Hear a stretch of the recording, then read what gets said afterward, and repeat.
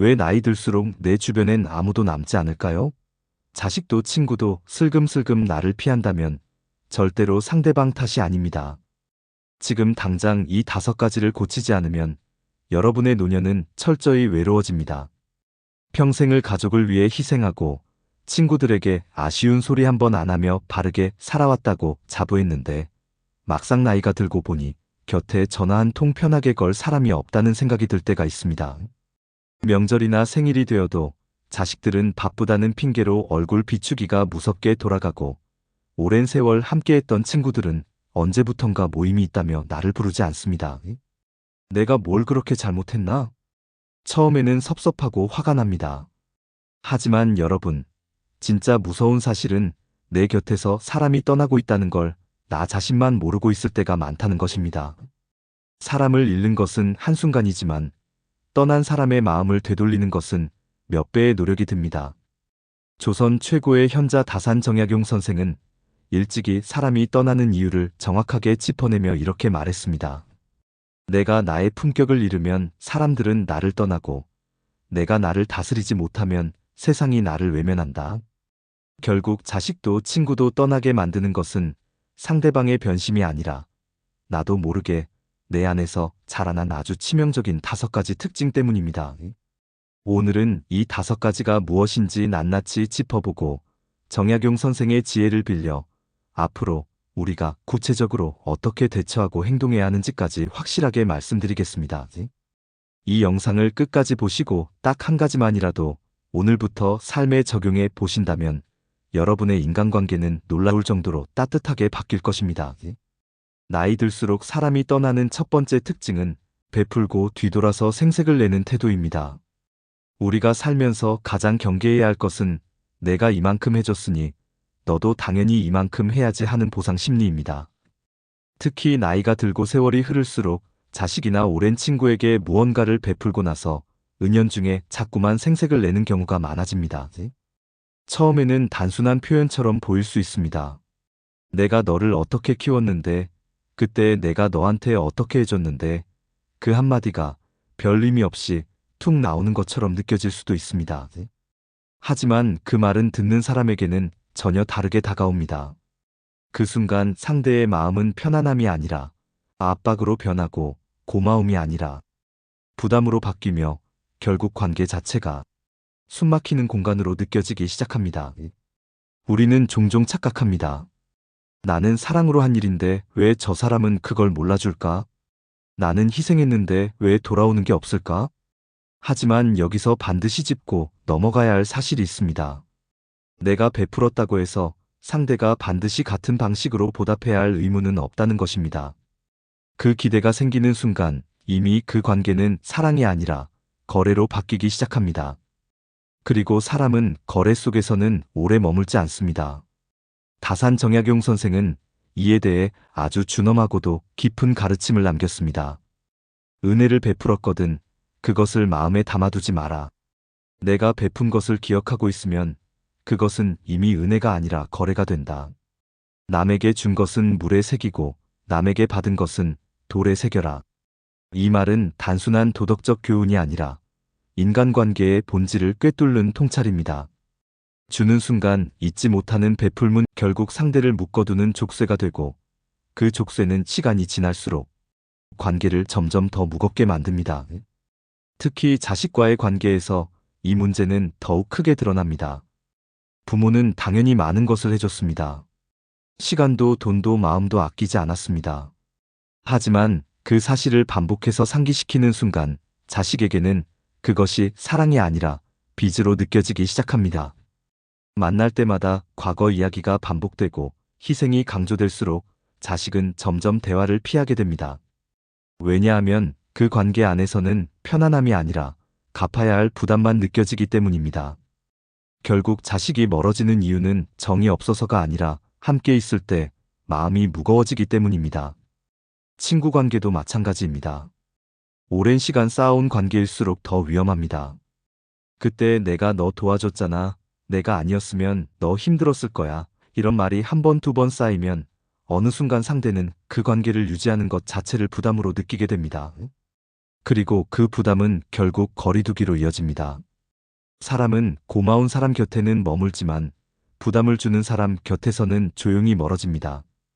그렇다면 우리는 앞으로 어떻게 행동해야 할까요?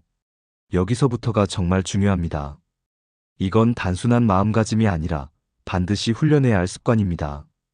첫째로 무언가를 줄 때는 철저하게 내가 주고 싶어서 준 것으로 끝내야 합니다. 상대가 어떻게 반응하든 얼마나 고마워하든 그건 상대의 영역입니다. 내가 통제할 수 없는 부분입니다. 그 기대를 내려놓는 순간 관계는 훨씬 가벼워집니다. 둘째로 과거의 베풀물 입 밖으로 꺼내지 않는 연습을 해야 합니다. 대화 중에 떠오르더라도 참고 넘어가십시오. 한번 꺼낸 순간 그 말은 오래 남습니다. 그리고 그 기억은 상대에게 좋은 기억이 아니라 부담으로 남게 됩니다. 셋째로 상대가 고마움을 표현할 때는 반드시 그 공을 돌려주십시오. 네가 잘해서 그런 거야. 나는 그저 도왔을 뿐이야. 이 한마디가 관계를 훨씬 건강하게 만듭니다. 받는 사람의 자존감을 살려주고 관계를 편안하게 유지해줍니다. 넷째로 베풀고 있는 연습을 의도적으로 하십시오. 처음에는 어렵습니다. 자꾸 기억이 나고 인정받고 싶어집니다. 하지만 그때마다 스스로에게 말해야 합니다. 나는 거래한 것이 아니라 선택한 것이다. 이 한 문장이 생각을 완전히 바꿔줍니다. 결국 인간관계에서 가장 중요한 것은 얼마나 많이 주었느냐가 아니라 어떤 태도로 주었느냐입니다. 같은 행동이라도 기대가 섞이면 부담이 되고 기대 없이 주면 따뜻함이 됩니다. 그리고 사람은 따뜻한 관계에 머뭅니다. 지금 이 순간 한번 스스로에게 물어보십시오. 나는 그동안 베풀고 있는 사람이었는지 아니면 베풀고 기억하는 사람이었는지 말입니다. 이 차이가 쌓이면 결국 내 곁에 남는 사람이 완전히 달라지게 됩니다. 나이 들수록 사람이 떠나는 두 번째 특징은 귀는 닫고 입만 열어 자기 말만 앞세우는 고집입니다. 우리는 나이가 들수록 대화의 중심에 서려는 경향이 점점 강해집니다. 살아온 세월이 길고 겪어온 경험이 많다 보니 자연스럽게 내가 더 잘 안다는 생각이 자리 잡기 때문입니다. 그래서 상대방이 말을 꺼내는 순간 그 말을 끝까지 듣기보다는 이미 머릿속에서 답을 만들어 놓고 기다리게 됩니다. 그리고 결국 그 답을 말하고 싶어서 상대의 말을 중간에 끊게 됩니다. 에이, 내가 살아봐서 아는데 그건 이렇게 해야 돼. 그건 틀렸어라는 말이 무심코 튀어나옵니다. 문제는 여기서 시작됩니다. 우리는 그 말이 상대를 위한 조언이라고 생각하지만 상대에게는 전혀 다르게 전달됩니다. 상대는 이 사람은 내 이야기를 들으려는 게 아니라 자기 말을 하려고 하는구나라고 느끼게 됩니다. 그 순간 대화는 이미 끊어진 것이나 다름없습니다. 말은 이어지고 있지만 마음은 이미 닫혀버린 상태입니다. 다산 정약용 선생은 이러한 대화의 고집에 대해 이렇게 가르침을 남겼습니다. 말이 많으면 반드시 실언이 따르고 귀를 닫으면 지혜가 들어올 틈이 없다. 어리석은 사람은 자기 말만 늘어놓기를 좋아하고 지혜로운 사람은 듣기를 즐겨한다. 침묵은 나를 지키는 가장 강력한 방패다. 이 말은 단순히 말을 줄이라는 의미가 아닙니다. 대화의 본질이 말하는 것이 아니라 듣는 것에 있다는 것을 강조한 것입니다. 우리는 흔히 대화를 잘하는 사람을 말 잘하는 사람이라고 착각합니다. 하지만 실제로 사람들에게 사랑받는 사람은 말이 많은 사람이 아니라 내 이야기를 끝까지 들어주는 사람입니다. 사람들이 우리를 찾아와 이야기를 꺼내는 이유는 해답을 듣기 위해서가 아닙니다.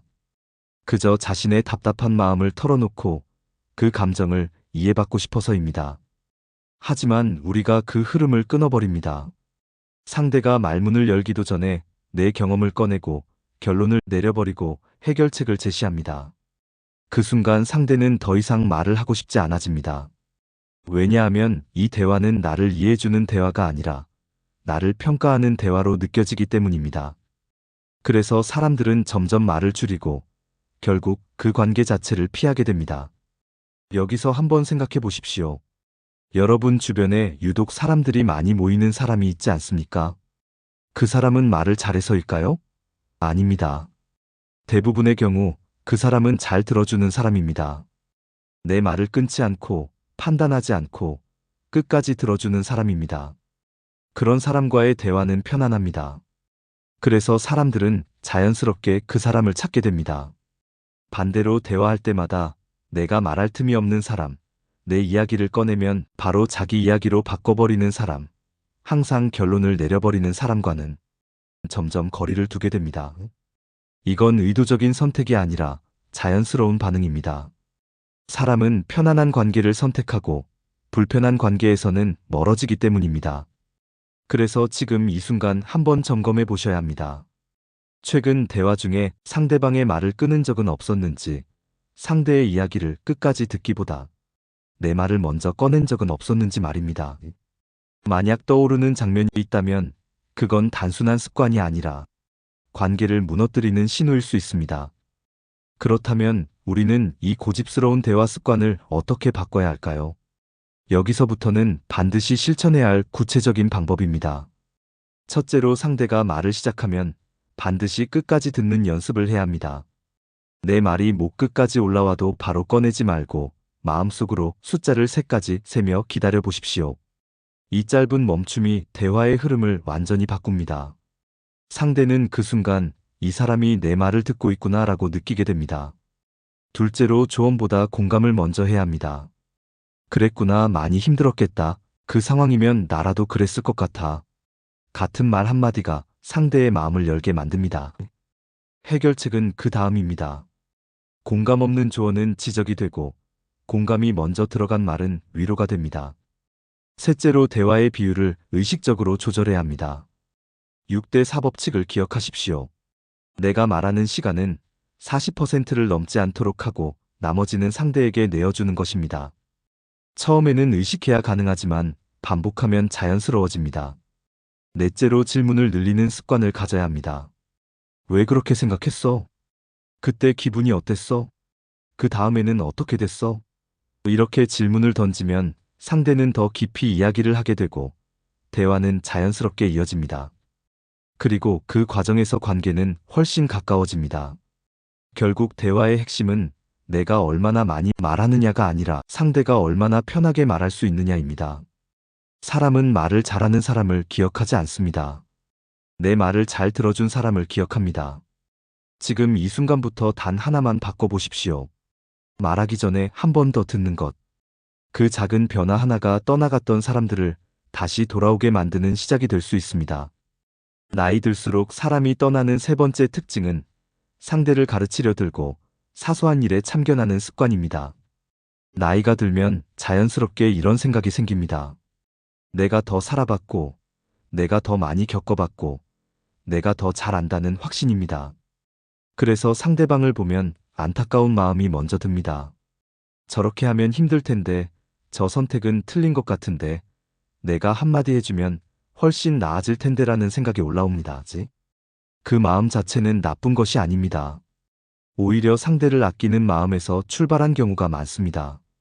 하지만 문제는 그 의도가 아니라 전달 방식입니다.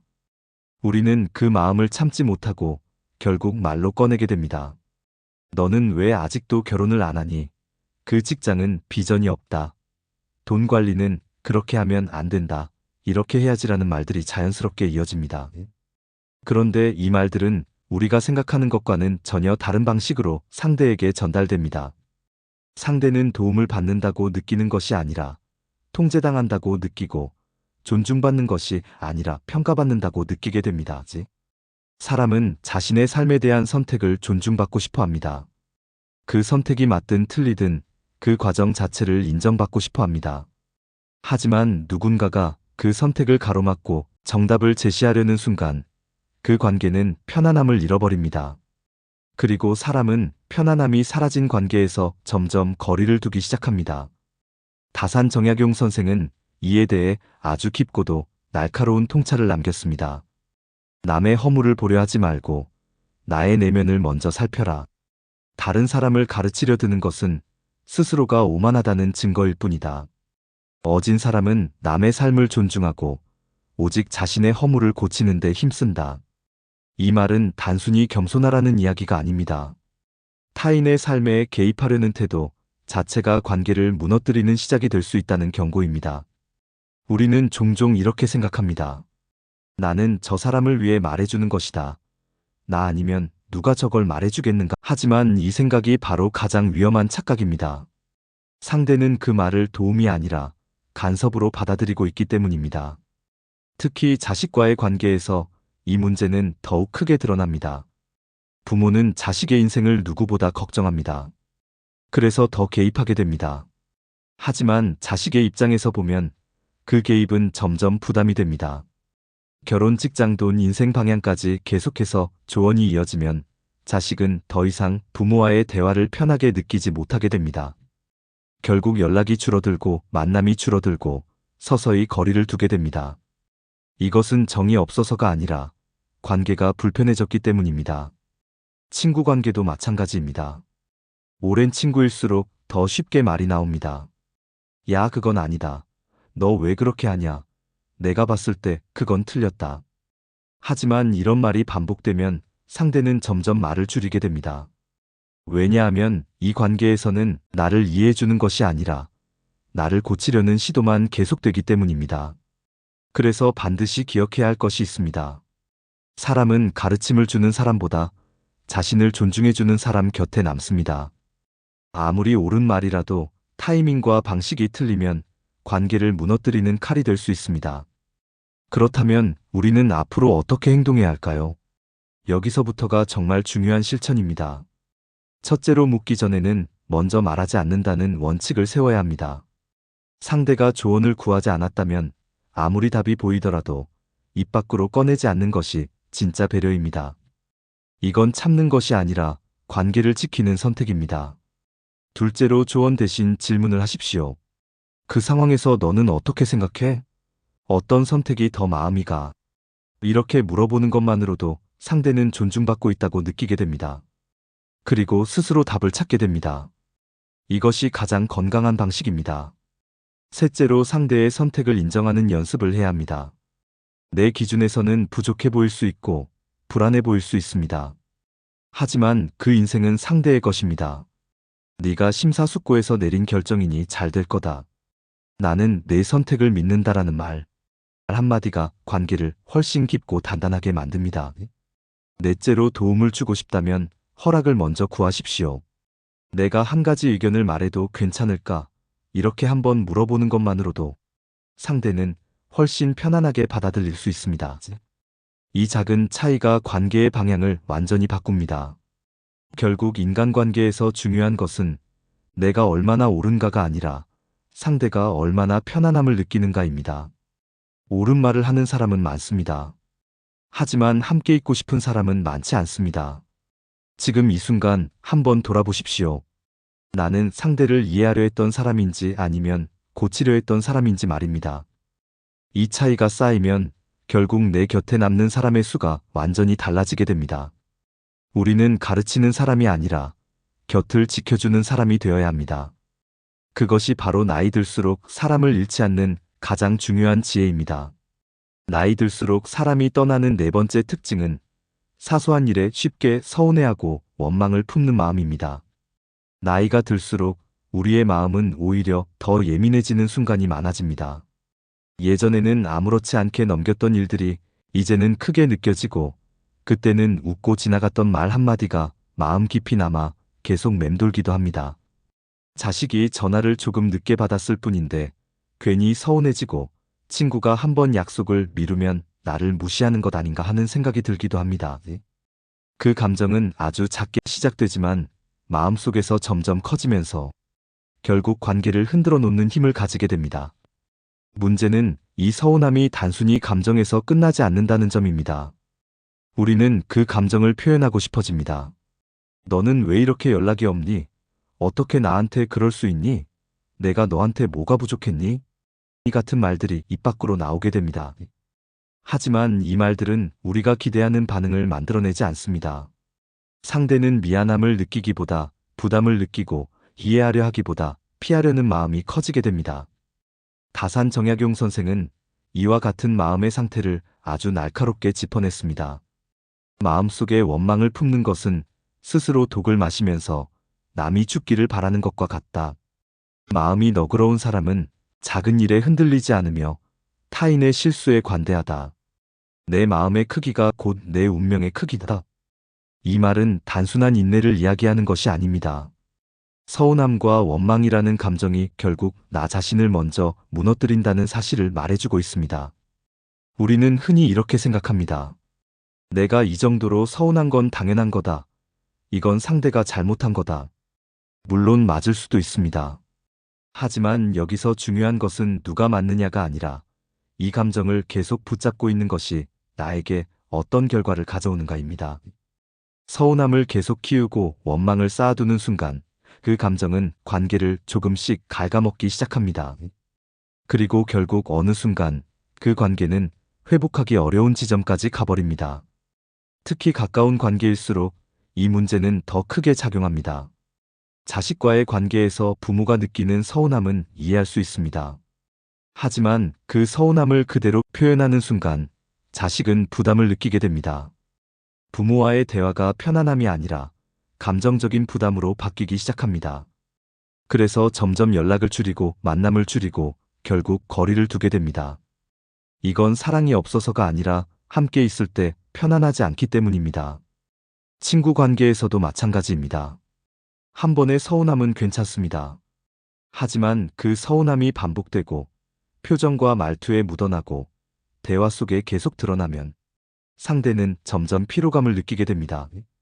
이 사람과 있으면 항상 눈치를 봐야 하고 항상 조심해야 한다는 느낌이 들기 시작합니다. 그리고 사람은 그런 관계에서 자연스럽게 멀어집니다. 그래서 반드시 기억해야 할 것이 있습니다. 사람은 완벽한 사람 곁에 머무는 것이 아니라 편안한 사람 곁에 머문다는 사실입니다. 그리고 그 편안함을 만드는 가장 중요한 요소가 바로 감정의 안정입니다. 그렇다면 우리는 이 서운함과 원망을 어떻게 다스려야 할까요? 여기서부터가 가장 중요한 실천입니다. 첫째로 감정의 유통기한을 줄이는 연습을 해야 합니다. 서운한 감정이 올라오는 것은 자연스럽습니다. 하지만 그 감정을 얼마나 오래 붙잡고 있느냐는 전혀 다른 문제입니다. 앞으로는 서운한 감정이 올라올 때마다 1분만 기다려보자는 기준을 세워보십시오. 그 자리에서 바로 반응하지 않고 잠시 멈추는 것만으로도 감정의 강도는 크게 줄어듭니다. 둘째로 상대의 행동을 나에 대한 공격으로 해석하지 않는 연습이 필요합니다. 연락이 늦은 것은 나를 무시해서가 아니라 단순히 바빴을 수 있습니다. 약속을 미룬 것도 나를 가볍게 여겨서가 아니라 다른 사정이 있었을 수 있습니다. 이렇게 해석을 바꾸는 것만으로도 마음의 무게는 훨씬 가벼워집니다. 셋째로 서운함을 표현해야 할 때는 방식이 중요합니다. 비난이 아니라 전달로 바꿔야 합니다. 왜 이렇게 했냐가 아니라 나는 그때 조금 서운했어라고 말하는 것이 훨씬 부드럽고 효과적입니다. 같은 내용이라도 표현 방식에 따라 관계는 완전히 달라집니다. 넷째로 감사하는 습관을 의식적으로 만들어야 합니다. 우리는 부족한 것에 집중할수록 더 불행해지고 이미 가진 것에 집중할수록 더 안정됩니다. 자식이 자주 연락하지 않더라도 가끔이라도 연락해주는 것에 감사하고 친구가 늘 함께하지 않더라도 여전히 곁에 있다는 사실에 의미를 두어야 합니다. 이 작은 시선의 차이가 마음의 상태를 완전히 바꿉니다. 결국 서운함과 원망은 관계를 끊어내는 가장 조용한 방식입니다. 크게 싸우지 않아도 큰 사건이 없어도 이 감정이 쌓이면 사람은 자연스럽게 멀어집니다. 지금 이 순간 한번 스스로에게 물어보십시오. 나는 사람을 붙잡고 싶어 하는 사람인지 아니면 나도 모르게 사람을 밀어내고 있는 사람인지 말입니다. 그 답은 멀리 있지 않습니다. 내가 지금 어떤 감정을 반복하고 있는지를 보면 알 수 있습니다. 마음을 넓히는 사람 곁에는 사람이 남습니다. 그리고 그 넓은 마음은 타고나는 것이 아니라 지금 이 순간부터 연습으로 만들어지는 것입니다. 나이 들수록 사람이 떠나는 다섯 번째 특징은 과거의 영광에만 갇혀 현재를 불평하는 태도입니다. 나이가 들면 자연스럽게 과거를 돌아보게 됩니다. 그건 너무나 당연한 일입니다. 살아온 시간이 길고 그 안에 쌓인 경험이 많기 때문입니다. 그래서 우리는 종종 과거의 이야기를 꺼냅니다. 왕년에 내가 어땠는지 아느냐? 그때는 말이야. 요즘은 다 달라졌어라는 말들이 자연스럽게 입에서 나오기 시작합니다. 처음에는 단순한 추억처럼 들릴 수 있습니다. 하지만 그 말이 반복되기 시작하면 상황은 달라집니다. 과거를 이야기하는 것이 문제가 아니라 그 이야기가 비교와 불평으로 이어지는 것이 문제입니다. 요즘 젊은 사람들은 끈기가 없다. 예전에는 다들 이렇게 살았다. 지금은 너무 편하게 산다라는 말이 반복되면 듣는 사람은 점점 지치기 시작합니다. 왜냐하면 그 대화 속에는 공감이 아니라 평가가 담겨 있고 이해가 아니라 비판이 담겨 있기 때문입니다. 사람은 과거를 존중해 주길 원하지만 현재를 부정당하고 싶어 하지는 않습니다.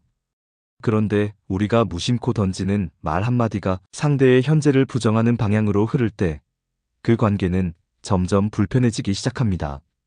특히 자식 세대나 젊은 사람들과의 관계에서는 이 차이가 더욱 크게 드러납니다. 세대가 다르고 환경이 다른데도 불구하고 내 기준으로 비교하고 평가하는 순간 상대는 이해받는 것이 아니라 틀린 사람으로 느껴지게 됩니다. 다산 정약용 선생은 과거에 머무는 삶의 한계를 아주 분명하게 짚었습니다. 지나간 일에 얽매여 오늘을 망치는 것은 가장 어리석은 짓이다. 흐르는 물은 뒤를 돌아보지 않듯 삶도 앞으로 나아가야 한다. 오늘을 감사하게 여기고 긍정적으로 살아가는 사람 곁에는 늘 맑은 향기가 난다. 이 말은 단순히 긍정적으로 살라는 조언이 아닙니다. 과거에 머무르는 태도가 결국 현재의 관계를 무너뜨린다는 경고입니다. 우리는 종종 이렇게 생각합니다. 내가 이렇게 살아왔는데 이 정도 말은 할 수 있는 거 아니냐고 말입니다. 하지만 여기서 중요한 것은 내가 어떤 삶을 살아왔느냐가 아니라 지금 내 곁에 있는 사람들이 나와 함께 있을 때 어떤 감정을 느끼느냐입니다. 사람은 과거의 대단함 때문에 남는 것이 아니라 지금 이 순간 함께 있을 때 편안하고 즐거워서 남습니다. 과거의 자랑이 반복되고 현재에 대한 불평이 이어지는 사람 곁에는 자연스럽게 사람이 줄어듭니다. 왜냐하면 그 대화 속에서는 에너지를 얻는 것이 아니라 빼앗기기 때문입니다. 만나고 나면 기분이 좋아지는 사람이 있고 만나고 나면 왠지 모르게 지치는 사람이 있습니다. 그 차이는 바로 말의 방향에서 결정됩니다. 그래서 반드시 기억해야 할 것이 있습니다. 사람은 과거를 듣고 싶어 하는 것이 아니라 현재를 함께 느끼고 싶어 한다는 사실입니다. 그리고 그 현재가 긍정적일 때 사람들은 더 오래 머물게 됩니다. 그렇다면 우리는 이 불평의 습관을 어떻게 바꿔야 할까요? 여기서부터가 정말 중요한 실천입니다. 첫째로, 과거 이야기를 꺼내고 싶어질 때 방향을 바꾸는 연습을 해야 합니다. 과거를 이야기하더라도 비교나 불평이 아니라 경험과 배움으로 전달해야 합니다. 그때는 힘들었지만 덕분에 많이 배웠다라는 식으로 마무리하는 것만으로도 대화의 분위기는 완전히 달라집니다. 둘째로, 현재의 감사함을 의식적으로 말하는 습관을 가져야 합니다. 오늘 날씨가 참 좋다. 이 차 한 잔이 참 따뜻하다. 요즘 이렇게 지낼 수 있는 것도 참 감사한 일이다. 이런 말은 사소해 보이지만 함께 있는 사람의 마음을 편안하게 만듭니다. 사람은 긍정적인 감정이 흐르는 곳에 머물고 싶어 합니다. 셋째로, 세상의 변화를 받아들이는 태도를 가져야 합니다. 요즘은 왜 이래라는 시선이 아니라 요즘은 이렇게 변했구나라는 시선으로 바라보는 것입니다. 이 작은 차이가 대화를 훨씬 부드럽게 만들고 세대 간의 거리를 좁혀줍니다. 넷째로, 비판 대신 호기심을 선택해야 합니다. 왜 그렇게 생각했어? 요즘은 어떻게 하는 게 좋아? 이렇게 질문을 바꾸는 것만으로도 대화는 훨씬 깊어지고 관계는 훨씬 가까워집니다. 사람은 평가받을 때보다 이해받을 때 마음을 엽니다. 다섯째로, 하루에 한 번은 반드시 긍정적인 말을 의식적으로 꺼내야 합니다. 처음에는 어색할 수 있지만 이 습관이 쌓이면 말의 분위기가 바뀌고 그 분위기가 관계를 바꿉니다. 결국 인간관계에서 중요한 것은 내가 얼마나 대단한 사람이었는지가 아니라 지금 이 순간 어떤 사람이냐입니다. 과거는 이미 지나갔고 사람들은 그 과거 속에 머물러 있지 않습니다. 사람들은 지금 내 앞에 있는 현재의 나를 보고 관계를 이어갈지 결정합니다. 지금 이 순간 한번 스스로에게 물어보십시오. 나는 과거를 이야기하는 사람인지 아니면 현재를 함께 만들어가는 사람인지 말입니다. 이 차이가 쌓이면 결국 내 곁에 남는 사람의 수와 질이 완전히 달라지게 됩니다. 과거에 머무는 사람 곁에는 사람이 떠나고 현재를 살아가는 사람 곁에는 사람이 모입니다. 그리고 그 선택은 바로 지금 이 순간부터 바꿀 수 있습니다. 지금까지 자식도 친구도 떠나게 만드는 5가지 모습과 구체적인 행동 지침, 그리고 정약용 선생의 지혜를 함께 살펴보았습니다. 우리는 인생의 후반전을 지나면서 2가지 갈림길에 서게 됩니다. 하나는 나도 모르게 내 고집과 서운함에 갇혀 홀로 외로워지는 길이고, 다른 하나는 나의 허물을 돌아보고 마음을 넓혀 사람들과 조화롭게 어우러지는 길입니다. 정약용 선생은 유배지라는 가장 외롭고 처절한 상황 속에서도 자신을 원망하거나 타인을 비난하지 않았습니다. 대신 끊임없이 자신을 갈고 닦으며 품격을 유지했습니다. 그 결과 수많은 사람들이 그를 존경하며 따랐습니다. 인간관계에서 가장 중요한 비밀은 내가 먼저 변하는 것입니다. 남이 나를 찾아와 주기를 바라기 전에 내가 먼저 만나고 싶고 대화하고 싶은 사람이 되어야 합니다. 오늘 말씀드린 5가지 지혜를 마음에 새기며 내 말 한마디를 부드럽게 바꾸고 상대방의 말에 조금 더 귀를 기울여 보십시오. 그것만으로도 여러분의 주변은 다시 따뜻한 온기로 가득 채워질 것입니다. 오늘부터 실천할 나만의 다짐을 댓글로 적어보며 마음을 다잡아 보시는 것은 어떨까요? 여러분의 품격 있는 노년을 진심으로 응원합니다. 오늘도 함께 해주셔서 감사합니다. 구독과 좋아요는 큰 힘이 됩니다. 매일 조금씩 더 건강해지고 더 지혜로워지는 나를 만나는 시간. 은빛 여행이었습니다.